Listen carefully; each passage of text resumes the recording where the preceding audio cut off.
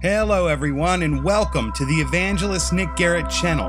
Today we are talking about the exciting and intriguing road to the Fourth Crusade into the Holy Land. Be right back.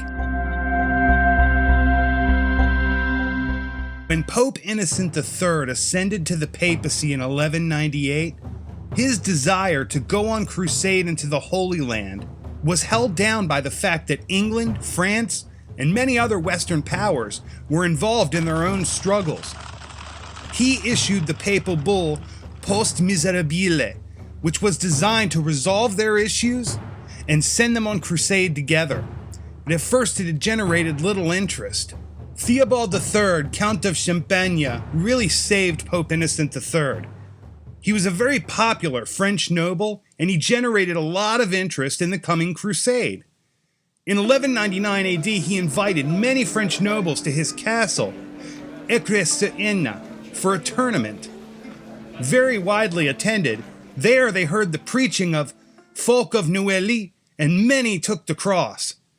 They held council of war and appointed Theobald their leader. Planning began in earnest, and the buzz around Europe marveled at the size, scope, and renewal of Crusader spirit in Europe. It was palpable.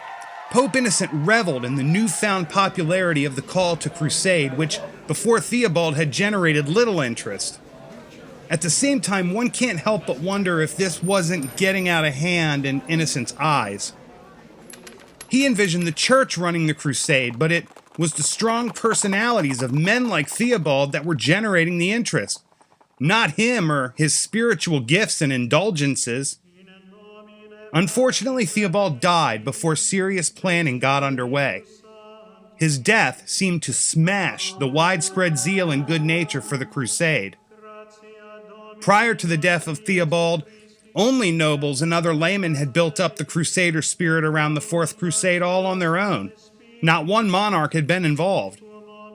Up to that point, perhaps, no other crusade had such an air of cooperation and pure crusader sentiment as it had been intended.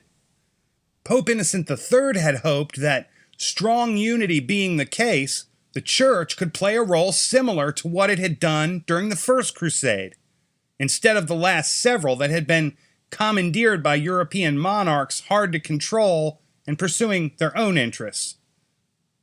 In June 1201 AD, a war council was held and resulted in the respected military leader, Boniface de Montferrat, cousin and brother to Latin royalty in the West, and cousin to the deposed Eastern Prince Alexios IV of Constantinople, being named to lead the crusade.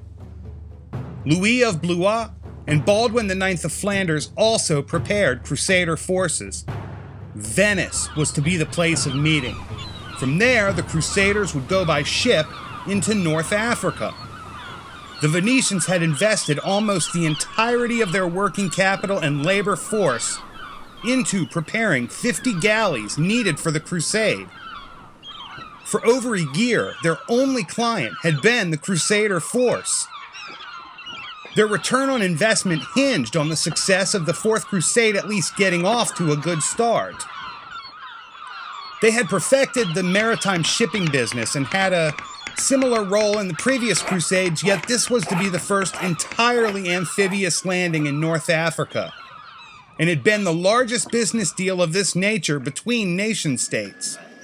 As the Crusaders began to make their way toward Venice, leaders were hoping for a June departure. By April and into May, Crusaders began to arrive in the city. Unfortunately, only a fraction of the pledged 26,000 Frenchmen trickled into Venice. However, Boniface, Louis, and Baldwin IX were still responsible for the full order of galleys. To make matters worse, Crusaders started showing up across several Italian coastal cities, preparing to make their own way, either unaware or simply uninterested in the deal that had been worked out in Venice. For the Crusaders, each man was to pay his own way for the most part. Now, less than half of the pledged Crusaders had actually showed up.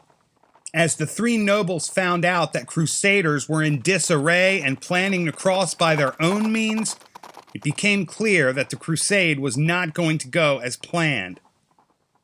This situation put a great deal of immediate pressure on the Venetians and the Crusade nobles. Inability to pay on the shipping contract in full would have meant the likely collapse of the Venetian economy.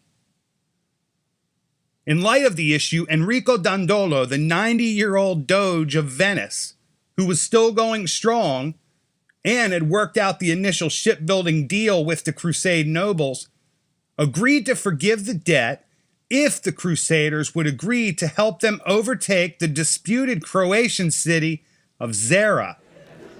Dandolo had made convincing public legal claim to the city, which may have given the idea an air of legitimacy in some circles. Apparently grudgingly and seeing no other way to remedy their situation, Boniface, Baldwin, and Louis either allowed themselves to be swayed or did so willingly.